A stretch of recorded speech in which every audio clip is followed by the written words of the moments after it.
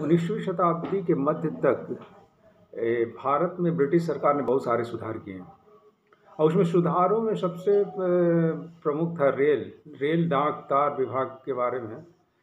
British सरकार ने इसमें बहुत सारे काम किए हैं। भारत में रेल लाइनें बिछाई गई और सड़क की व्यवस्था की गई। लंबे लंबे रूट बनाए गए और रेल से ब्रिटिश सरकार के व्यापार में काफ़ी सुविधा बढ़ने लगी। और अंग्रेज़ों ने भारत में सुधार का मुख्य कारण ये था कि रेल डाक तार इत्यादि के विकास से भारत में पूंजी निवेश बहुत ज़्यादा होने लगा और व्यापार पूरी तरह से खोल दिया गया भारत में ब्रिटिश सरकार के द्वारा। ब्रिटिश सरकार को इसमें पूरी की पूरी मुनाफा कमाते थे इसमें। और सबसे बड़ी बात हम लोग ये देखते हैं कि ब्रिटिश सरकार अपने मुनाफे पे पूरी तरह से काम करती थी।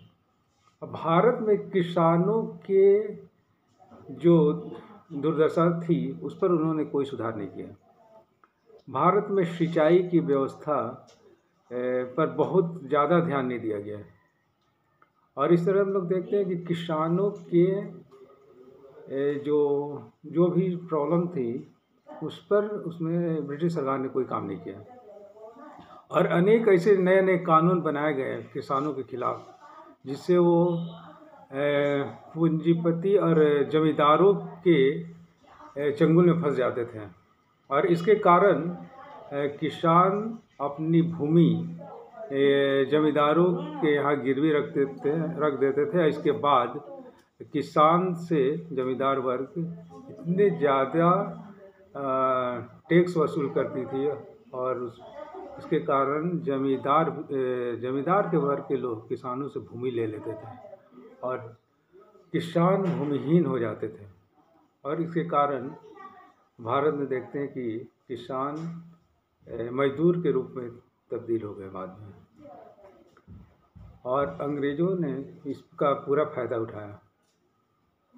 और इस प्रकार हम लोग देखते हैं कि किसानों की दुर्दशा आज भी बहुत ज़्यादा सही नहीं है और किसानों पर आज भी किसान आत्महत्या करते हैं। किसान आज भी